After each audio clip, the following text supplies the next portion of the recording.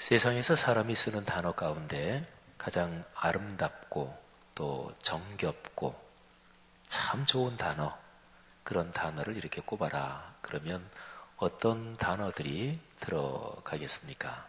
한번 여러분들이 머릿속으로 생각해 보세요. 한 두 개나 세 개 정도를 생각해 보십시오. 실제로 그런 통계도 있는데 그러면 당연하게 들어가는 게 있습니다. 그게 바로 엄마, 어머니라는 단어입니다. 아버지, 아빠들은 조금은 섭섭할지 모르겠지만 아버지, 아빠들보다는 엄마는 어느 민족에게나 아주 정겨운 이름으로 그렇게 제일 좋은 단어로 그렇게 꼽힌다고 그래요. 근데 두세 개 그런 단어를 꼽는다면 그 중에 또 하나가 가정이라는 단어입니다. 참 소중한 말이죠. 그리고 이 단어처럼 중요한 게 사실은 몇 개 없을 것입니다. 가정이 얼마나 중요하고 얼마나 소중한가, 그거는 사실은 근본적으로 한 문장을 얘기하면 거기에 거의 다 들어있습니다. 가정은 창조의 복입니다. 삼위일체 하나님께서 천지를 창조하심으로써 존재하는 모든 게 시작이 됐잖아요. 그러니까 창조의 원리, 창조의 섭리, 창조의 복, 그러면 그거는 가장 중요한 것입니다. 모든 것을 존재하게 하신 하나님께서 창조할 때 그렇게 해놓으셨다. 창조할 때 그렇게 만들어 놓으셨다. 원래가 본디가 그런 거다. 근데 이거를 감히 누가 또는 어떤 존재가 이거를 거역하거나 꺾거나 또는 변형시킬 수 있겠어요? 원래가 그런 것, 이게 창조의 섭리 또는 창조의 복인데요. 가정이 바로 그렇습니다. 하나님은 천지를 창조하시면서 가정을 만드셨습니다. 남자와 여자를 만드시고 그리고 그 둘을, 최초의 사람인 아담과 하와를 부부로 맺어주셨고 그리고 그 부부 사이에서 자녀가 생겼습니다. 하나님은 사람에게 생육하고 번성하라 이런 복을 주셨고요. 그래서 자녀들이 나고 또 결혼하고 하면서 하나님이 주신 복이 강물처럼 흘렀습니다. 우리가 잘 아는 대로 창세기 3장에 타락 사건이 나오는데 그것 때문에 죄악으로 세상이 더럽혀지기는 해요. 세상이 망가집니다. 그런데 하나님께서는 믿음의 가문, 그러니까 가정을 만드시고 그 가정에 주신 복, 그거를 하나님이 계속 지키십니다. 창세기 4장, 5장에 두 갈래의 족보가 나옵니다. 하나는 죄악으로 망가지고 더 타락하는 족보예요. 이게 이제 가인 쪽의 족보죠. 근데 창세기 5장에 보면 하나님께서 아담, 셋 이렇게 이어지는 믿음의 족보, 믿음의 가문, 그게 기록이 되어 있는데 하나님께서 그 계보를 지키십니다. 어쨌든 가정, 그것은 창조의 복입니다. 가정의 소중함을 깨닫지 못하는 사람은 창조의 복을 놓치는 거예요. 가정이 얼마나 소중한가를 묵상하면서 이게 창조의 복이요 섭니다, 이거를 깊이 묵상하는 사람은 이미 큰 은혜를 받으시는 거예요. 성도 여러분들이요, 여러분의 가정 가문에 창조의 그 복이 계속해서 이어져 강물처럼 흐르기를 주의 이름으로 축복합니다. 사람이 살면서 경험하는 아주 가장 커다란 영역, 적어도 그리스도인에게 그거는 세 가지입니다. 가정, 그리고 사회, 교회 이렇게 되죠. 순서는 이렇게 저렇게 바뀌어도 상관이 없어요. 가정, 교회, 사회 그렇잖아요. 우리 교회 생활 하잖아요. 가정이 있잖아요. 그리고 사회 생활이 있죠. 제가 가정이 창조의 복이라고 말씀드렸는데 가정은요, 사회의 기본 단위고 사회의 원형이기도 합니다. 그러니까 사회는 가정에서 시작됩니다. 사람이 이 세상에 태어나서 경험하는 최초의 사회가 바로 가정이지요. 아이는 태어나면서 엄마 아빠를 경험하면서 말하자면 그게 작은 사회지요. 또 형제간들이 태어나면 또 형제간들과 더불어서 인간관계를 경험하면서 가장 작은 사회를 최초로 경험하게 됩니다. 그러니까 가정은 사회의 기본 단위요, 원형이요, 그리고 최초의 모습이다, 이렇게 얘기할 수 있죠. 가정의 의미가 더 깊죠. 그래서 건강한 사회는 건강한 가정들이 있으면서 건강한 사회가 형성되고요. 가정이 건강하지 못한 것을 뭐 상담이나 이런 데서 역기능 가정이라 그러지요. 역기능 가정, 제대로 기능을 하지 못하는 가정. 가정이 뭐 마땅히 가정이라면 당연히 이렇게 움직여야 되고 그렇게 기능해야 되는데 그거하고는 거꾸로 역으로 기능한다. 뭐 이런 표현이에요. 역기능 가정. 그러면 그 가정에서 자라는 아이들, 이 아이들이 사회적으로 문제를 일으키고 범죄자도 되고 그래서 사회 비용이 엄청나게 증가합니다.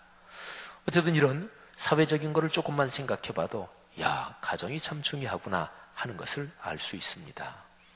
우리 그리스도인이 경험하는 인간 집단이 가정, 사회, 교회라 그랬잖아요. 두 가지를 말씀드렸죠. 그럼 이제 교회를 말씀드릴 차례죠.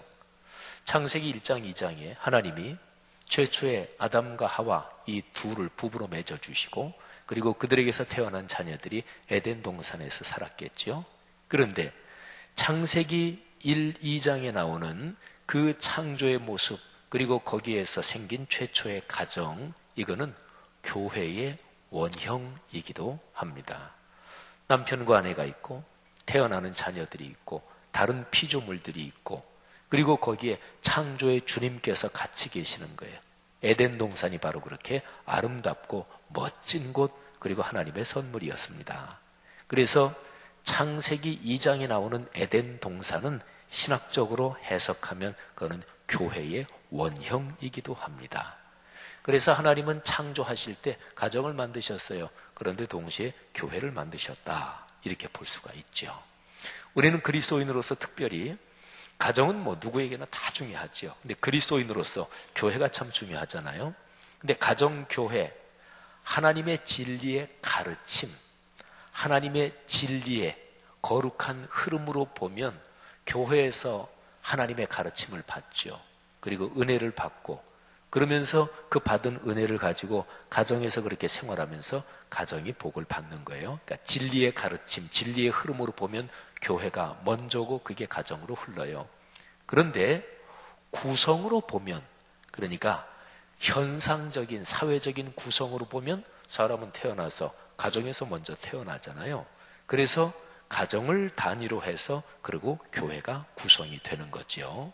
그래서 건강한 신앙적인 가정들이 모여서 건강한 교회를 이루죠. 어쨌든 교회, 가정 이 두 가지 중에서 어느 게 먼저고 어느 게 나중이냐 이거는 보는 각도에 따라 틀리고 사실은 뭐 많은 교회들에서 그런 얘기도 해요. 교회 같은 가정 또는 가정 같은 교회 뭐 참 좋은 말이죠. 사랑하신 여러분, 하나님께서는 천지를 창조하실 때 가정을 만드셨고 그리고 가정을 축복하셨습니다. 근데 가정의 축복은 본질적으로 그 내용이 뭐냐? 제일 첫 번째가 남편과 아내입니다. 부부관계가 가정의 축복에서 핵심이에요.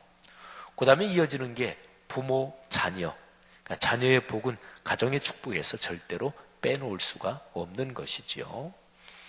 자녀를 못 낳는 그런 부부도 내외도 또 요즘 들어 더 많아지는 것 같아요. 그래서 의료적인, 의학적인 도움을 받아서 자녀를 어렵사리 얻기도 하죠.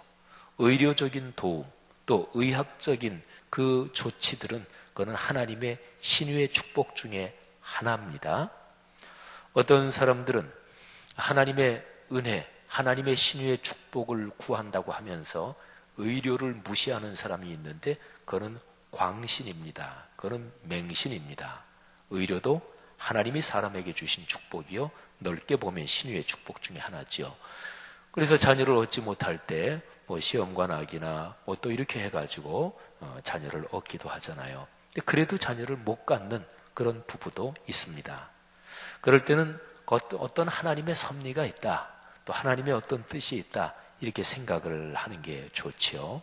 그리고 부부 사이에서 출산으로 해서 자녀를 얻지 못하는 경우 그때에 가슴으로 자녀를 낳는 방법도 있지요. 그게 바로 입양입니다. 우리 문화권에서는 입양은 그렇게 익숙하지 않은데 서구 기독교 문화권에서는 사실은 입양이 상당히 우리보다 더 자연스럽습니다. 입양은 하나님의 섭리, 가르침으로 보면 하나님이 참 기뻐하시는 것입니다. 그래서 제가 독일에 있을 때도 보고 또 이런저런 얘기를 들으면 서구의 신실한 그리스도인들은 자기 부부 사이에서 난 아이가 있는데도 또 입양하는 그런 가정도 여러 가정을 제가 본 것도 그렇고 그런 가정이 많이 있습니다. 어쨌든 가정과 연관해서 젊은 내외가 부부가 말이죠. 우리는 자녀는 안 가질 거야. 이거는 비성경적입니다. 그건 하나님의 창조의 섭리를 거스르는 것입니다. 그건 바람직하지 못한 거죠. 어쨌든 가정의 축복, 부부관계 이게 더 근본적이고 그 다음에 이제 부모와 자녀 관계죠. 근데 물론 가장 기본적으로 거기에 부부관계, 부모 자녀 관계 거기에 하나님께서 계시는 거죠. 성도 여러분들이요, 여러분의 가정에 부부관계가 더 복되고 더 풍요롭고 행복하시기를 축원합니다. 또 부모 자녀 관계가 여러분의 가정을 보고 다른 주변 가정들이 야, 저 가정은 부모 자녀 관계가 너무나 아름답고 행복하다, 부럽다, 이런 복이 있기를 주의 이름으로 축원합니다. 하나님께서 가정에 주신 복, 뭘 보면 그걸 알 수 있나? 특별히 창세기 말씀, 창세기 1장과 2장을 이렇게 읽어보면 하나님이 가정에 얼마나 큰 복을 주셨는지 그거를 성경 문맥에서 알 수 있어요. 두 가지를 제가 말씀드릴 텐데 첫 번째는 창조의 순서입니다. 하나님께서는 사람을 엿새째 되는 날, 그러니까 제일 마지막에 창조하셔요. 근데 제가 지금 오늘 드린 설교 말씀에서요, 사람을 창조하셨다, 아담과 하와를 창조하셨다, 우리가 보통 그렇게 얼른 생각이 드는데 그게 바로 가정이거든요. 그렇게 그 성경을 묵상할 필요가 있습니다. 아담과 하와 만드시고 부부로 짝지어 주시고 그러면 부부 사이에서 자녀가 났을 거 아니겠어요? 우리가 성경에 기록된 걸로만 하면 가인과 아벨을 낳았다 이렇게 되는데 성경이 족보 기록 자체는 아니에요. 그러니까 성경이 모든 거를 사건 기록하는 것처럼 구체적으로 하루하루의 일을 다 일찍 기록한 성경은 그런 책은 아니니까 아담과 하와 사이에서 가인과 아벨 외에도 수없이 많은 아들들이 생겼고 수없이 많은 딸들도 났을 것입니다. 어쨌든 하나님은 6일 동안 천지를 창조하시는데 가정을 맨 마지막에 창조하셔요. 그 이유는 준비해 놓는 것입니다.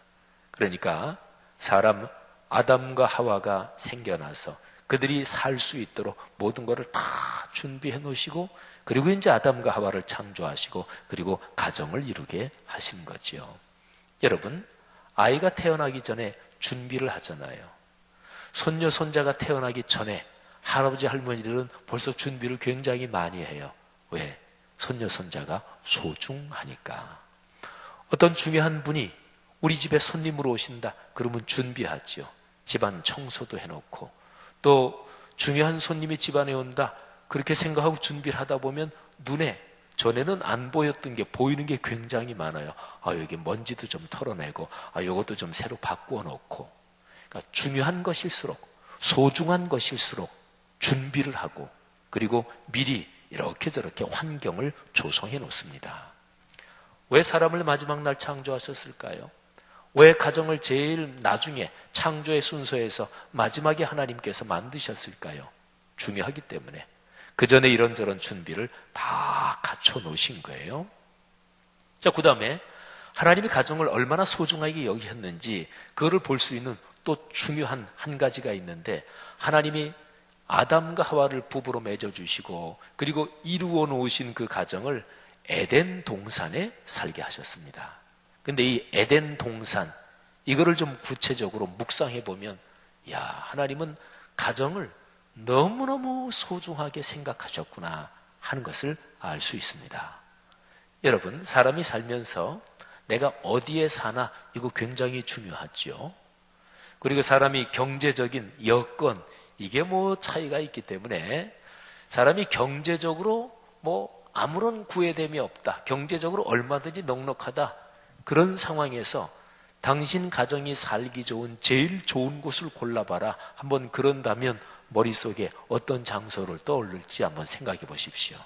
예를 들어서 그러면 말할 것도 없이 강남이지 아니면은 말할 것도 없이 어디지 이렇게 생각이 드는 게 하여간 돈 문제, 경제 문제는 전혀 생각하지 말고 여러분 가정, 손녀, 손자들을 위해서 제일 살기, 거기 살면 제일 좋겠다. 우리 가정이, 우리 가문이. 한국만이 아니라 전 세계를 다 통틀어 보십시오. 바로 지난 주일에 미국 서북부 시애틀 리누드, 거기에서 한 2시간만 올라가면 캐나다 밴쿠버, 전 세계에서 가장 살기 좋다는 그곳이고요. 거기서 바로 내려오면 오레곤주, 거기는 세금이 전혀 없습니다.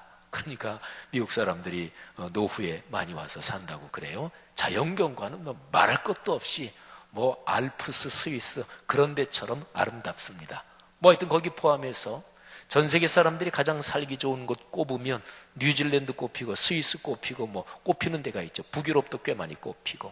하여간 경제적인 면은 전혀 신경 쓰지 않고 여러분의 아들, 딸, 여러분의 가정, 여러분의 가문 어디에 살았으면 좋겠다. 한번 지금 마음껏 한번 머리에 떠올려 보십시오. 저도 생각하면서 야, 그렇다면 그렇게 선택권을 하나님이 주신다면 여기가 좋겠다.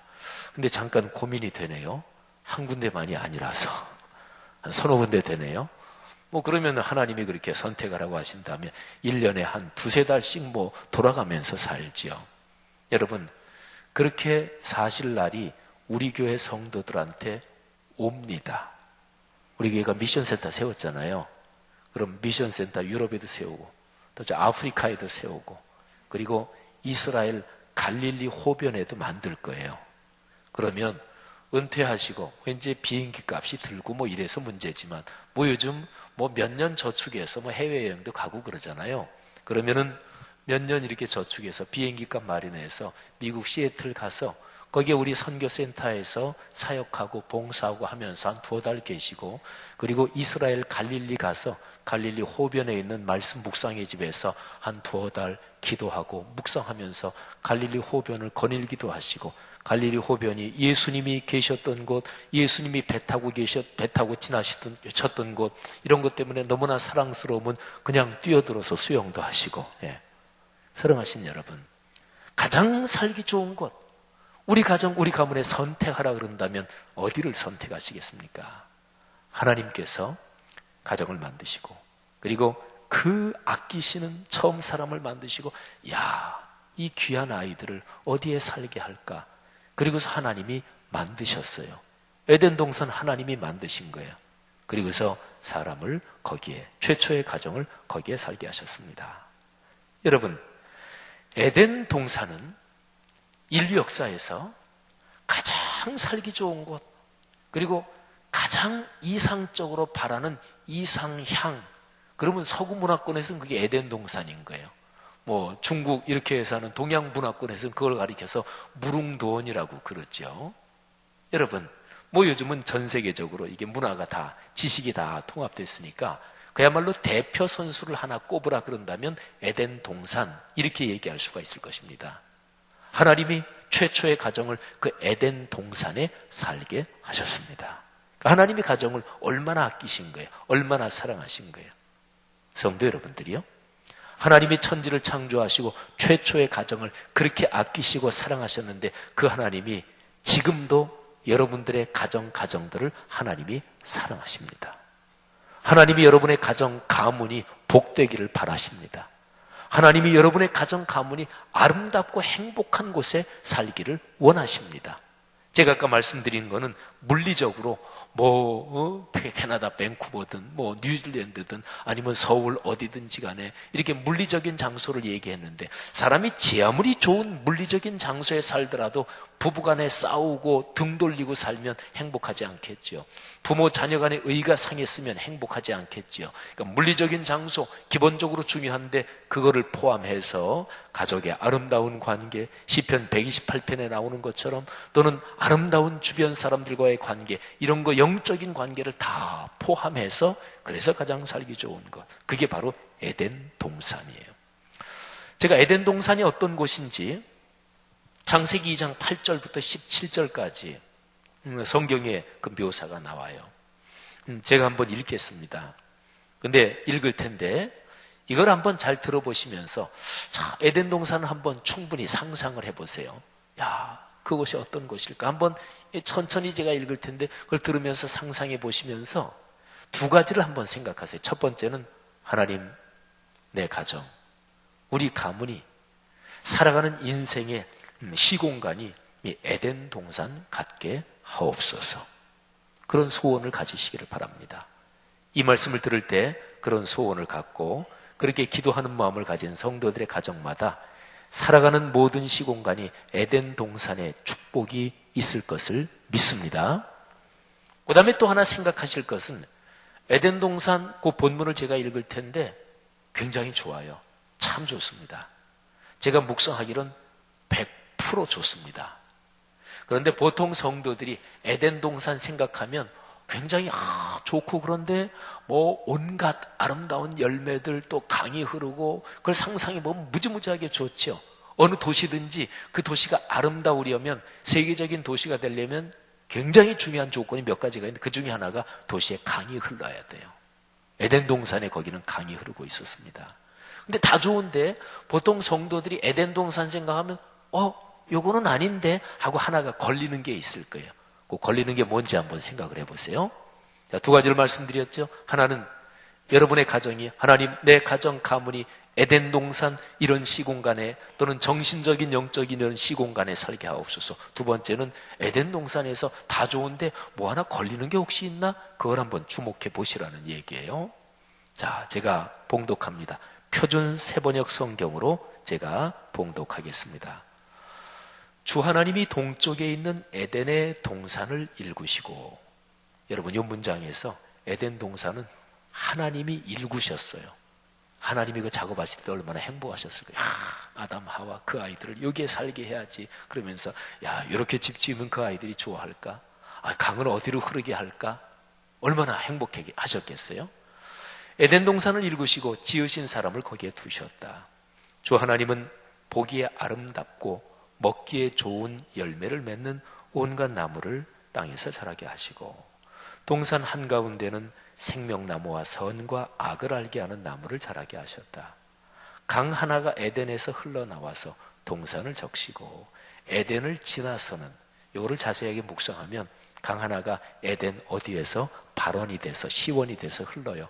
근데 에덴이라는 그 동산, 거기에서는 강이 그 동산 가운데를 흐르면서 에덴이라는 곳을 거의 다 지나서 네 개로 갈라지는 거예요. 구체적으로 묵상하면 네 줄기로 갈라져서 네 강을 이루었다. 첫째 강의 이름은 비손인데 이 비손강이 흐르는 그 주변에 금이 나는 하윌라 온 땅을 돌아서 흘렀다. 그 땅에서 나는 금은 질이 좋았다. 부돌라라는 향료와 홍옥수와 같은 보석도 거기에서 나왔다. 에덴 동산에서 아담과 하와가 살면서 아이들이 태어나면 얘기를 해줬을 거예요. 얘들아, 우리 사는 이 동네 저 끄트머리 가면 이 강이 네 개로 갈라진다. 그 중에서 너희 비손강 알지? 그 강을 쭉 따라가면 거기는 아주 찬란한 황금이 나오는 지역들이 있어. 거기에서는 향료도 나오고 아이들이 엄마, 아빠, 할아버지, 할머니의 그 얘기를 들으면서 마을 동네 끝에 가서 비손강이 쭉 흘러가는 걸 보면서 얼마나 가슴이 설렜을까요? 나 크면 저기 한번 가봐야지. 둘째 강의 이름은 기혼인데 구스 온 땅을 돌아서 흘렀다. 성경에서 구스라고 나오면 사실은 오늘날의 아프리카 쪽의 이디오피아를 말해요. 근데 성경에 이 창세기의 기록이 정확하게 어떻게 되는지 그거는 잘 모르지만 하여튼 굉장히 멀리까지 흐르는 그런 강이었을 거예요. 어쩌면 4개 강 중에서 가장 긴 강. 엄마 아빠가 얘기해 줬을 거예요. 얘들아, 우리 동네 바깥에서 강이 4개로 갈라지잖아. 그 중에서 기혼강 알지? 그 강이 제일 길어. 그 강은 아주 멀리 간단다. 그 강은 저기 바다 건너 또 다른 데까지 간단다. 이 얘기를 들으면서 아이들 중에 본래적으로 막 호기심이 많고 그런 아이는 나 크면 거기 한번 가볼래. 그래서 거기로도 사람들이 흩어졌을 거예요. 두 번째 강까지 말씀드렸죠. 셋째 강의 이름은 티그리스. 아시리아의 동쪽으로 흘렀다. 넷째 강은 유프라테스이다. 티그리스 강, 유프라테스 강은 오늘날 그대로 티그리스 강, 유프라테스 강입니다. 주 하나님이 사람을 데려다가 에덴 동산에 두시고 그곳을 맡아서 돌보게 하셨다. 주 하나님이 사람에게 명하셨다. 동산에 있는 모든 나무의 열매는 네가 먹고 싶은 대로 먹어라. 그러나 선과 악을 알게 하는 나무의 열매만은 먹어서는 안 된다. 그것을 먹는 날에는 너는 반드시 죽을 것이다. 아멘. 여기까지입니다. 창세기 2장 8절부터 17절까지 충분히 상상이 되셨어요? 여러분의 가정, 가문, 아들, 딸, 손녀, 손자가 살아갈 곳이 에덴 동산 같기를 기도하셨겠지요. 그렇게 되시기를 축복합니다. 되실 것입니다. 믿고 구하는 사람마다 그렇게 될 줄로 믿습니다. 근데 두 번째 제가 드린 질문, 여기에 기가 막히게 아름다운데 거기에서 강 주변에 나무가 자라고 온갖 아름다운 열매들이 맺히고 그 열매는 보기에도 좋고 먹기도 얼마나 좋은지 몰라요. 얼마나 맛있는지 몰라요. 그런데 그 아름다운 에덴에 대한 묘사 가운데 뭔가 하나 걸리는 게 있죠. 그죠? 선과 악을 알게 하는 나무. 그리고 표현 자체도 죽는다 이런 표현이 나오잖아요. 2장 17절에 그것을 먹는 날에는 너는 반드시 죽을 것이다.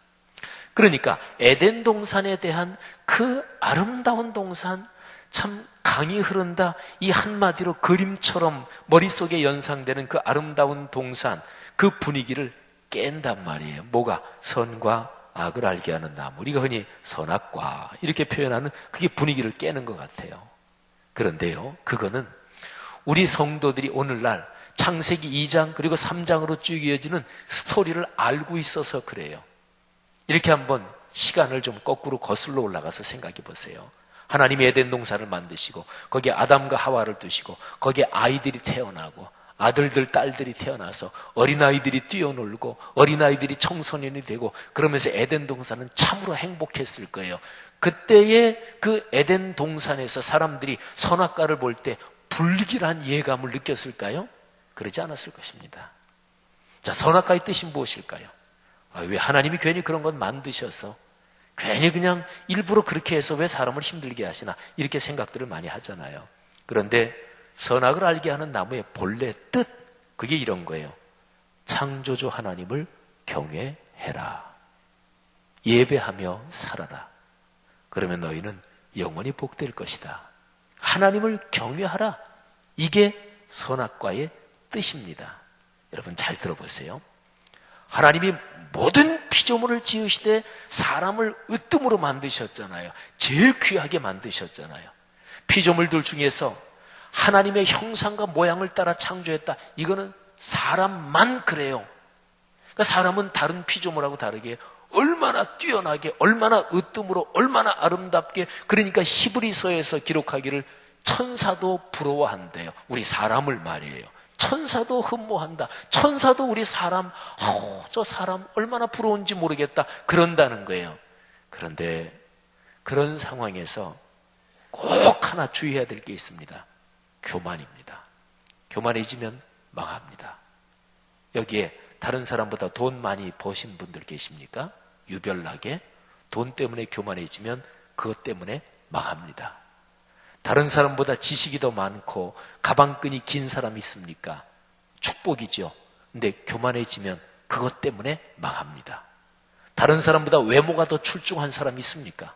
가문이 더 훌륭한 사람이 있습니까? 그런데 교만해지면 바로 그것 때문에 망합니다. 압살롬은 참으로 외모가 수려했어요. 그리고 특별히 헤어, 이 머리가 기가 막히게 아름다웠대요. 근데 그게 나뭇가지에 걸려서 그래서 죽어요. 그러니까 사람을 하나님이 모든 피조물 중에서 가장 아름답고 가장 찬란하고 당신을 닮은 존재로 그토록 소중하게 그토록 정성 들여 만들었는데, 그런데 사람이 행복하게 살려면 꼭 하나는 주의해야 돼요. 교만을 주의해야 돼요. 자, 교만해지면 죽는다, 망한다. 이거는 부정적인 표현이고, 이거를 긍정적인 표현으로 바꾸면 사람에게는 꼭 기억해야 될 게 있어요. 하나님 경외해야 돼. 그러면 너희는 참으로 복되게 살 수 있을 거야. 하나님 경외하는 중심은 예배입니다. 예배의 심장은 주일 성수 주일 예배, 예배의 기둥은 수요 예배. 이 두 가지 예배의 중심이 잘 잡혀서 살면 사람은 에덴 동산에서 영원하게 행복하게 살 수 있게 될 것입니다. 말하자면 시편 128편에 보면 가정 가문의 복이 나오는데 거기에는 경제적인 복, 물질적인 복이 나오고요, 정신적인 인간관계의 복이 나오고, 그리고 하나님과의 관계, 영적인 복이 나옵니다. 여러분, 사람은 신체, 정신, 영혼으로 구성되어 있죠. 영혼, 육. 시편 128편에 보면은 가정 가문의 축복이, 이 영혼육의 축복이 종합적으로 나와요. 그리고 이 축복이 가문 대대로 이어진다. 근데 에덴 동산에서 교만, 그거 하나만 주의하면, 이거는 부정적인 표현이고, 긍정적으로 표현하면 하나님 경외한다, 예배한다, 이것만 늘 꼭 붙잡고 살면 최초의 사람, 최초의 가정은 계속해서 강처럼 아름답게 복이 흐르는 그 복을 영원히 누릴 수 있을 것이었습니다. 근데 이제 바로 거기 교만에 빠진 거지요. 사랑하신 여러분, 에덴 동산은 그래서 거기에 선악을 알게 하는 나무가 있다, 그래가지고 불길하다, 이게 아니에요. 제가 어제도 결혼 주례를 했는데, 결혼 주례에 신랑 신부가 예물 교환, 반지를 서로 끼워줬어요. 근데 신랑 신부가 반지를 서로 끼워주면서, 또는 상대방이 나에게 반지를 끼워줄 때, 야, 불길하다, 이제 꼼짝없이 잡혔네, 이제부터 고생 시작이구나. 그래요? 신혼부부가? 결혼하는 부부가? 아니잖아요. 반지 상대방이 끼워주면서 상대방이 내게 반지 끼워줄 때 얼마나 행복해요. 그런 거잖아요. 바로 선악을 알게 하는 나무의 열매가 바로 그 나무가 그런 것입니다. 그러니까 제가 드리고 싶은 말씀이 그거예요. 에덴 동산은 총체적으로 아름다워요. 선악을 알게 하는 나무의 열매, 그게 있어서 더 아름다워요. 그런 사랑의 징표, 정표 같은 것입니다.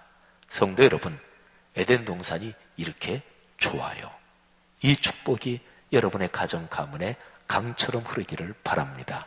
에덴 동산의 모습 가운데서 한 가지만 생각하면 그림처럼 전체가 이렇게 끌려와요. 그게 바로 강이에요. 에덴 동산, 그 아름다운 마을에 강이 하나가 중심을 이렇게 저렇게 구불구불하게 흘러요. 강가에서 사람들이 발도 담그고, 강 주변에는 아름다운 열매 맺는 과실수들이 있고, 그는 보기도 좋고 보기도 아름답고 먹기에도 좋다 그랬어요. 보면서 행복하고 또 따서 먹으면서 참 행복하고, 그렇게 사는 곳이었습니다. 그리고 그 강물이 흘러서 동네가 끝나는 곳에서는 4개로 강이 나눠지면서 온 세계를 축복의 흐름을 전하는 거예요. 여러분, 여러분의 가정이 그런 복의 근원이 되기를 주의 이름으로 축원합니다. 그래서 사람이 타락한 뒤에 하나님이 아브라함을 부르시면서 네가 복 자체가 된다, 복의 근원이 된다, 창세기 12장 3절 그렇게 이어지는 거예요. 그리고 아브라함은 예수 그리스도로 이어지지요. 그러니까 예수 그리스도를 나의 주님으로 믿고 주님을 우리의 가정의 중심에 놓는 가정은 에덴의 축복이 흘러가는 거죠. 성도 여러분, 시편 128편 가정 가문에 대한 축복에서 제가 적어도 성경 알고 있는 지식에서 가장 으뜸인 이 시편 128편을 오늘 설교의 마지막으로 여러분에게 선포해 드리겠습니다. 이 128편, 여기에는 아까 말씀드린 대로 영적인 축복, 그리고 정신적인 축복, 그리고 물질적인 사회 경제적인 축복이 이 3박자가 종합적으로 나오는데, 이 3박자 축복이 이루어지는 가장 기본적인 전제가 뭐냐면 주님을 경외해야 된다, 예배해야 된다. 바로 선악과의 뜻이에요. 그게 1절에 나오고 4절에 나오고, 시편 128편을 어떤 음악으로 본다면 이게 주선율이에요. 또는 찬송가 이런 데 보면 후렴이 있잖아요. 이게 후렴이기도 해요.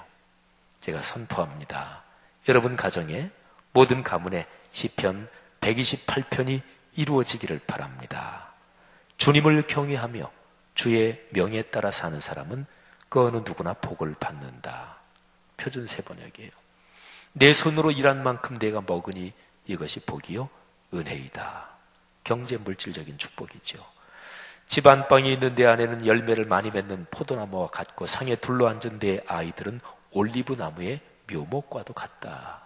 가족관계, 정신적인 축복입니다. 주님을 경외하는 사람은 이와 같이 복을 받는다. 주선율이 또 한 번 나오네요. 주님을 경외한다. 주께서 시온에서 너에게 복을 내리시기를 빈다. 평생토록 너는 예루살렘이 받은 은총을 보면서 살게 될 것이다. 시온의 복, 예루살렘의 복, 영적인 축복이죠. 아들, 딸, 손자, 손녀 보면서 오래오래 살 것이다. 이스라엘의 평화가 깃들기를.